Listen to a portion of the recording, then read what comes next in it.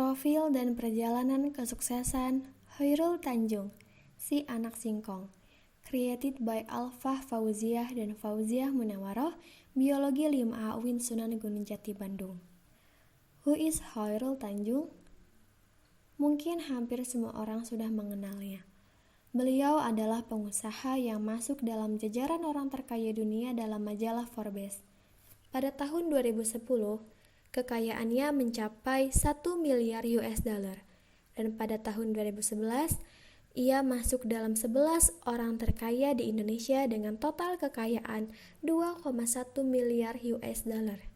Dan pada tahun 2014, ia menempati urutan ke-375 di dunia dengan jumlah kekayaan 4 miliar US dollar.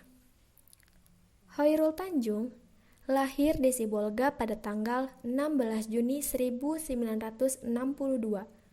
Ayahnya bernama Abdul Ghaffar Tanjung dan ibunya bernama Halimah. Ayahnya adalah seorang jurnalis dari koran yang terbilang kecil.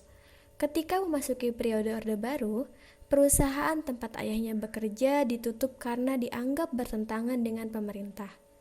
Jatuhnya keadaan ekonomi keluarga memaksa mereka untuk menjual rumah dan tinggal dalam sebuah losmen kecil yang sangat sempit.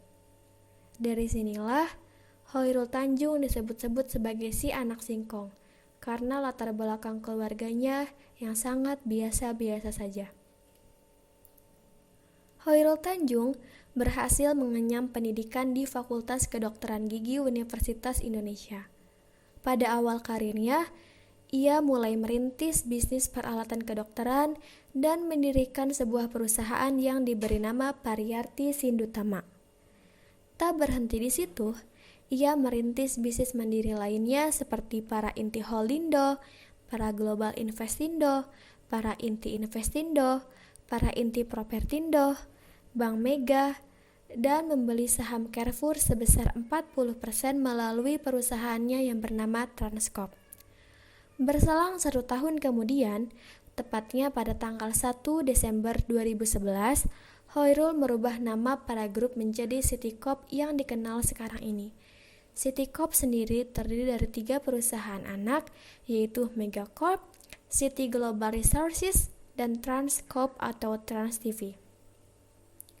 Berkat kegigihan dan kerja kerasnya lah, ia mencapai puncak kesuksesan.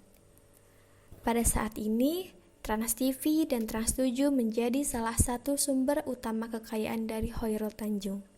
Akan tetapi, perjalanan bisnisnya tidak semulus yang kita kira. Chairul Tanjung menyarankan bahwa dalam dunia bisnis ini, generasi muda seharusnya sabar dalam memulai bisnisnya. Generasi muda harus mau menapaki tangga usaha satu persatu untuk menuju puncak kesuksesan. Menurut beliau, membangun sebuah bisnis tidak seperti membalikan telapak tangan.